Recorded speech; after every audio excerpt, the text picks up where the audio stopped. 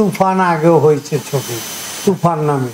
Remake যদি কোনো ছবি হয়, আমি তো ওই ছবির গল্পটা জানি না, রিমেক হইলে ওই ছবি চলার কথা না।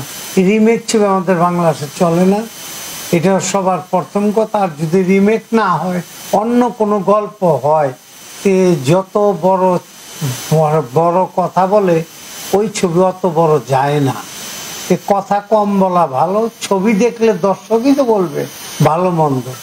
তবে আমি ওই ছবির যতটুকু আওয়াজ পাইছি অত ভালো হয় নাই, যার জন্য সিনেমা হল মালিকও কম চাপছে ওই ছবিটার পিছনে। রিমেন্স ভালো হয়েছে শুনছি, সেন্সার বোর্ডের খবর যে ভালো, সেন্সার থেকে যে কোনো ছবি ভালো হইলে খবর আসে যে এই ছবিটা ভালো যাবে বা ভালো করেছে। এই রিভান্সের কথা যতটুকু শুনেছি অনেক ভালোই শুনেছি, ভালো যাবে ইনশাল্লাহ। অ্যাকচুয়ালি এত ছবি না আসাই ভালো, 3 থেকে 4টা ছবি যদি ঈদে আসে তাহলে ভালো, যেহেতু সিনেমা হলই তো নাই এখন, 10টা 15টা এত ছবি কিসের দরকার? প্রতি মাসেই তো ছবি রিলিজ দেওয়া যায়, প্রতি মাসে 12 মাসে 12টা ছবি রিলিজ হলে 12 মাসে 2টা করে 24টা ছবি, 3টে হলে 36টা ছবি প্রতি মাসে। দেখ না কেন আমরা পারাপারিতে যাচ্ছি? ঈদে শুধু ঈদ আর ঈদে কি মহাভারত শুদ্ধ অশুদ্ধ হয়ে যাবে? অবশ্যই না। তা আমার কথা হলো, ঈদে একটা দর্শক যদি 3টা ছবি দেখো ফেড আপ হয়ে যায়, ও 5টা 6টা ছবি কিভাবে দেখবে?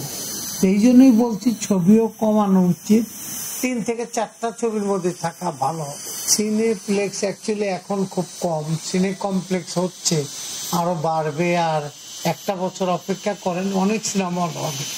তা আমার কথা হলো এই ছবিটা চলবে, এই ঈদে যদি ভালো যায় আরো 10টা ছবি হবে।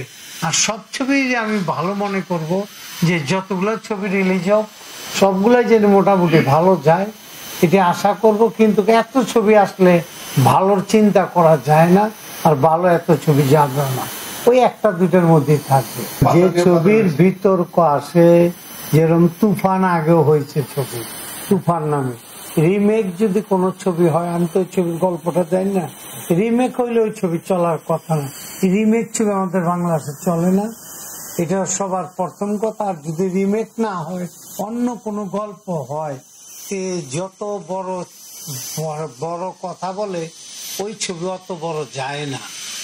কথা কম বলা ভালো, ছবি দেখলে দর্শকই তো বলবে ভালো মন্দ। তবে আমি ওই ছবির যতটুকু আওয়াজ পাইছি অত ভালো হয় নাই, যার জন্য সিনেমা হল মালিকও কম চাপছে ওই ছবিটার পিছনে।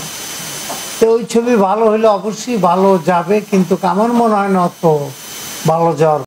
তো বন্ধুরা, এই ভিডিওটি সম্পর্কে আপনাদের কি মতামত?